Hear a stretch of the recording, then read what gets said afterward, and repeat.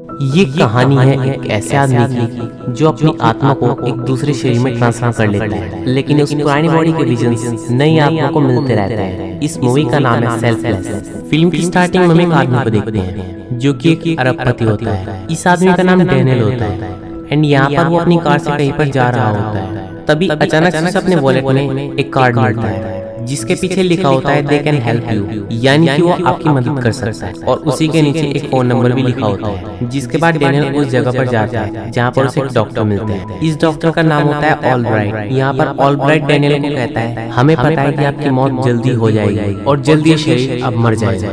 Daniel चौंक कर कहता है तुम्हें मेरे बारे में कैसे पता, तुम्हें कैसे पता मैं मरने वाला हूँ। ऑलब्राइट डैनियल को कहता है हमें तुम्हारे बारे में सब पता है, लेकिन मैं तुम्हारी मदद कर सकता हूँ, मैं तुम्हारी जान बचा सकता हूँ। डैनियल कहता है कि तुम मुझे कैसे बचा सकते हो। यहाँ पर ऑलब्राइट उसे बताता है हम तुम्हारी आत्मा को एक दूसरी बॉडी में ट्रांसफर कर देंगे जिससे तुम्हारी आत्मा को एक नया शरीर, एक नया रूप मिल जाएगा जहाँ पर तुम अपनी जिंदगी को अच्छी तरीके से जी सकते हो। लेकिन इस पर डैनियल डॉक्टर से पूछता है कि इसके लिए आपने मुझे क्यों चुना। तब डॉक्टर ब्राइट उसे बताता है कि ये मौका बहुत कम लोगों को मिलता है, लेकिन ये मौका तुम्हें मिला है क्योंकि तुम वो इंसान हो जो इस धरती पर रहकर कुछ कर सकते हैं। हम ऐसे लोगों को मौका नहीं देते जो कुछ भी नहीं करते, हम ऐसे लोगों को मौका देते हैं जो दुनिया को बदलने का दम रखते हैं। अब डॉक्टर ऑलब्राइट डैनियल को एक बॉडी दिखाते हैं जिसके अंदर डैनियल की आत्मा ट्रांसफर की जाएगी, लेकिन तभी इस बॉडी में कुछ हलचल होने लगती है। तो डैनियल डॉक्टर से पूछता है कि ये बॉडी तो अब भी जिंदा है। तो डॉक्टर उसे यहाँ पर बताते हैं कि ये जिंदा नहीं है, ये तो लैब में बनाई गई एक बॉडी है, इस बॉडी की कोई भी आइडेंटिटी नहीं है। अब यहाँ पर डॉक्टर डैनियल को टाइम देते हैं ताकि वो इस सब के लिए सोच सके कि उसे अपनी जिंदगी को यहीं खत्म करना है,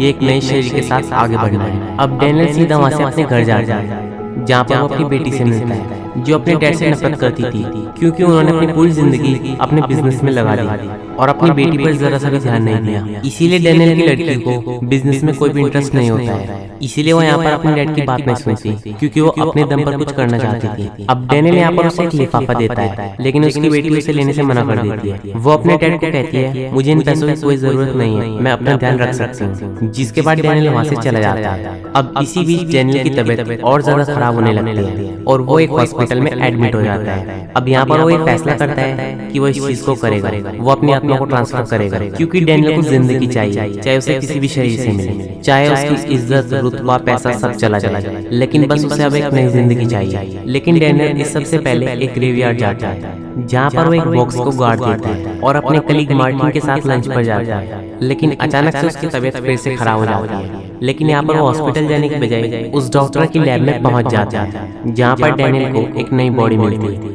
लेकिन इससे पहले डॉक्टर डैनियल को कुछ खास बातें बताते हैं कि इस ऑपरेशन के समय आपके पास कोई भी मेटल की चीज नहीं होनी चाहिए क्योंकि ये मशीन एक बहुत बड़ी मैग्नेट है और अगर इसके अंदर कोई भी चीज मेटल की गई तो इसकी फंक्शनिंग खराब हो सकती है और ऑपरेशन अनसक्सेसफुल होगा। अब इसके बाद ऑपरेशन स्टार्ट होता है और ये ऑपरेशन सक्सेसफुल होता है। डैनियल सही सलामत एक नई बॉडी में पहुंच जाता है, लेकिन डॉक्टर उसे थोड़े टाइम रेस्ट करने के लिए कहते हैं और इस बीच उसे एक नई पहचान मिलती है। उसका नाम एडवर्ड रखा जाता है जहाँ पर उसकी पुरानी पहचान अब पूरी तरीके से मिट चुकी थी। दुनिया की नजर में डैनियल मर चुका था, लेकिन जैसे ही एडवर्ड इस नए शरीर में आता है तो उसे कुछ अजीब तरह के विजन्स आने लगते हैं जिसको कम करने के लिए डॉक्टर्स ने उसे कुछ मेडिसिन दे रखी थी। लेकिन एक महीने बाद सब कुछ नॉर्मल हो जाता है, लेकिन अब भी एडवर्ड पूरी तरीके से ठीक नहीं हुआ होता है। तो इसके लिए डॉक्टर उसे एक खास तरह की दवाई देते हैं जिसे उसे रोज लेना होगा और अगर वो इस मेडिसिन को नहीं लेगा तो उसके साथ बहुत बुरा हो सकता है। लेकिन डॉक्टर इस जरूरी दवाई को सिर्फ 7 दिन के लिए देता है। इस बात पर एडवर्ड उससे पूछता है कि इतनी जरूरी मेडिसिन को आप मुझे सिर्फ 7 दिन के लिए दे रहे हैं। तो डॉक्टर ब्राइट उसे कहते हैं कि मैं हर हफ्ते टाइम पर तुम्हें दवाई देता रहूंगा, लेकिन मिलने की जगह मैं तुम्हें बताऊंगा।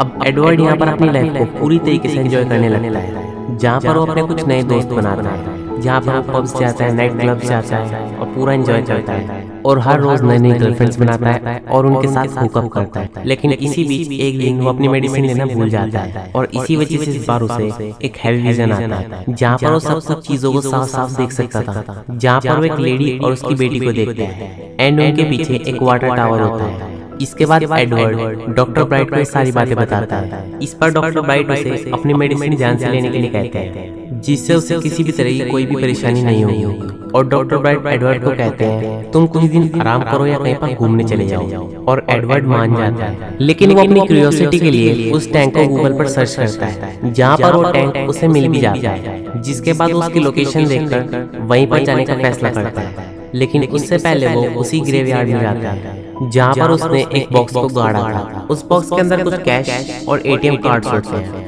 जिसके बाद वो उस जगह पर पहुंच जाता है जिसे उसने अपने विजन में देखा होता है। लेकिन उस वाटर टैंक के पास एक घर भी होता है, जहाँ पर एडवर्ड चला जाता है, क्योंकि वो इस जगह के बारे में सारी जानकारी लेना चाहता था। लेकिन एडवर्ड जब उस घर में जाता है तो वहाँ पर कोई नहीं होता। तो एडवर्ड यहाँ पर इधर उधर देखने लगता है।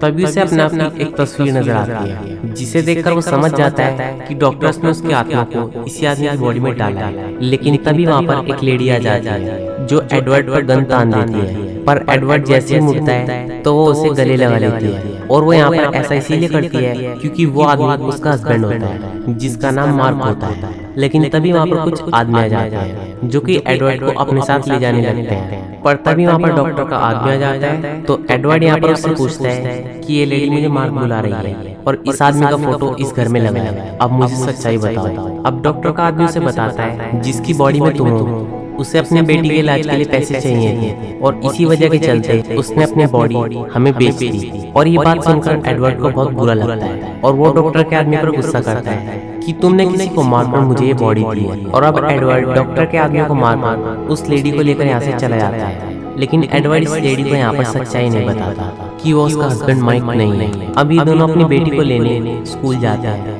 जिसका नाम एना होता है। लेकिन एना अपने पापा को देखकर बहुत खुश होती है। जिसके बाद वो एक होटल जाते हैं, जहाँ पर एडवर्ड इस टेक्निक की रिसर्च करता है कि इस टेक्निक को किसने बनाया था। जहाँ पर वो देखता है कि जिस आदमी ने इस टेक्निक को बनाया था वो आदमी मर चुका है। पर गौर से देखने पर यहाँ पर पता चलता है कि इस डॉक्टर को अपने चश्मे पर 2 बार टैप करने की आदत होती है और ये आदत डॉक्टर ब्राइट में भी होती है। जिससे एडवर्ड समझ जाता है कि डॉक्टर ब्राइट यही डॉक्टर है जो कि अब अपने नए शरीर के साथ है। अब एडवर्ड को रिसर्च के दौरान इस डॉक्टर की वाइफ के बारे में पता चलता है। जिसके बाद एडवर्ड उसके घर जाता है ताकि वो डॉक्टर ब्राइट के बारे में पता लगा सके। अब जब एडवर्ड उसकी वाइफ से बात करता है कि कभी कभी यहाँ पर डॉक्टर ब्राइट उससे मिलने के लिए आते हैं। अब यहाँ पर एडवर्ड डॉक्टर ब्राइट का इंतजार करता है और डॉक्टर ब्राइट के आने पर उस पर गन तान देता है और उससे और दवाई मांगता है, क्योंकि एडवर्ड की दवाई यहाँ पर खत्म हो चुकी थी। लेकिन कुछ देर बाद वहाँ पर डॉक्टर ब्राइट के आदमी आ जाते हैं और एडवर्ड को ऐसे जाना पड़ता है, पर उसे दवाइयाँ नहीं मिलती। तभी एडवर्ड अपनी वाइफ मैडी को बताता है कि वो उसका हस्बैंड नहीं है, बल्कि उसके हस्बैंड की बॉडी में कोई और है। जिसे सुनकर वो यहाँ से चली जाती है। अब एडवर्ड भी यहाँ पर अपने कलीग के पास चला जाता है मदद मांगने के लिए, ताकि वो मैडी और उसकी बेटी को बाहर भेज सके, जहाँ पर वो अपनी लाइफ बहुत अच्छी तरीके से जी सके। लेकिन मार्टिन को इन बातों पर विश्वास नहीं होता। जिसके बाद एडवर्ड उसे कुछ ऐसे सीक्रेट बताता है जो सिर्फ उसे ही पता होते हैं। तो इससे मार्टिन को विश्वास आ जाता है कि डैनियल ही एडवर्ड है। अब एडवर्ड मार्टिन के घर आराम करता है, जहाँ पर एडवर्ड को मार्टिन का बच्चा दिखता है। लेकिन उसे देखकर उसे बहुत बड़ा शॉक लगता है, क्योंकि उसकी डेथ तो बहुत टाइम पहले हो चुकी थी। तो इसका मतलब ये होता है कि उसके बेटे ने भी इस टेक्निक को यूज किया है। तभी एडवर्ड ये बात सोच ही रहा होता है कि तभी वहाँ पर ब्राइट के आदमी आ जाते हैं। एडवर्ड यहाँ पर उनका ध्यान बटाने के लिए वहीं पर रुक जाता है और मैडी और उसकी बेटी को मार्टिन के साथ भेज देते हैं। अब एडवर्ड ब्राइट के आदमी को चकमा देकर नकली आइडेंटिटी के साथ एयरपोर्ट पर पहुंच जाता है। लेकिन तभी वहाँ पर मार्टिन आता है, जिससे उसे पता चलता है कि ब्राइट के आदमियों ने मैडी और उसकी बेटी को पकड़ लिया है। अब इससे एडवर्ड को बहुत गुस्सा आता है, लेकिन उसे पता नहीं होता कि ब्राइट कहाँ पर है और उसका पता लगाने के लिए वो अपनी मेडिसिन नहीं लेता, ताकि वो अपने विजन्स की मदद से मैडी का पता लगा सके। और ये प्लान काम भी कर जाता है। एडवर्ड को पता चल जाता है कि ब्राइट की लैब कहाँ है। जिसके बाद वो मैडी और उसकी बेटी को बचाने के लिए सीधा उस लैब में जाता है, जहाँ पर जाते ही ब्राइट के आदमी एडवर्ड को पकड़ लेते हैं और उसके आत्मा को एक नई बॉडी में ट्रांसफर करने लगते हैं, जो काफी कमजोर और बेकार हालत में होती है। लेकिन इस ऑपरेशन के बीच एडवर्ड अपने मुंह में एक मेटल बॉल रख लेता है, जिस कारण जब ये ऑपरेशन होता है तो ये अनसक्सेसफुल रहता है। लेकिन एडवर्ड यहाँ पर ऐसा प्रिटेंड करता है कि सच में आत्मा चेंज हो चुकी है और एडवर्ड के शरीर में ब्राइट की आत्मा है जो उसके साथ है। जिसके बाद वो मौका देखकर मैडी और उसकी बेटी को बचा लेता है, जिसके बाद वो ब्राइट को भी मार देता है। और उसकी पूरी लाइफ को जला देता है। अब इस सब के बाद एडवर्ड मैडी और उसकी बेटी को बहुत सारे पैसे देता है, जिससे वो एक नई जगह पर जाकर अपनी जिंदगी की एक नई शुरुआत कर सके। और मैडी और उसकी बेटी को भेजने के बाद एडवर्ड अपनी बेटी के पास जाता है और उसे ये बोलता है कि वो उसके फादर का दोस्त है। एडवर्ड बोलता है कि जब तुम्हारे फादर सही थे तब उन्होंने ये लिफाफा मुझे तुम तक पहुंचाने के लिए कहा था। जिसके बाद वो लिफाफा खोलती है, लेकिन यहाँ पर उसके अंदर पैसे नहीं होते, उसके अंदर एक लेटर होता है जिसके अंदर ये लिखा होता है कि मैं तुमसे बहुत प्यार करता हूँ, मुझे इस बात का बहुत दुख है कि मैं तुम्हें सही से टाइम नहीं दे सकता और अपनी पूरी जिंदगी अपने बिजनेस में लगा दी। वैसे तो मैं इस माफी के लायक नहीं हूँ, पर अगर तुम कभी मुझे माफ कर सको तो माफ जरूर कर देना। ये पढ़ते वक्त एडवर्ड की बेटी काफी ज्यादा इमोशनल हो जाती है, जिसके बाद एडवर्ड यहाँ से चला जाता है। अब काफी समय बीत जाता है और एडवर्ड ने अपनी दवाई कई दिन से नहीं ली होती है। तभी वहाँ पर उसके लैपटॉप में एक वीडियो प्ले होती है जिसके अंदर डैनियल होता है। वो बोलता है कि मैंने ये दवाइयाँ बहुत दिनों से नहीं ली है, जिसके कारण मेरी आत्मा का अस्तित्व खत्म हो जाएगा और मैं मर जाऊंगा और तुम जिंदा हो जाओगे। अब एडवर्ड उसे बोलता है कि अब तुम अपने परिवार से फिर से मिल पाओगे और ये मूवी यहीं पर खत्म हो जाती है। तो दोस्तों ये थी सेल्फलेस मूवी की कहानी। आपको ये वीडियो कैसी लगी हमें कमेंट सेक्शन में जरूर बताना। और दोस्तों अगर वीडियो अच्छी लगी हो तो इसे लाइक करें, चैनल को सब्सक्राइब करें और बेल आइकन दबाना मत भूलें। Thanks for watching.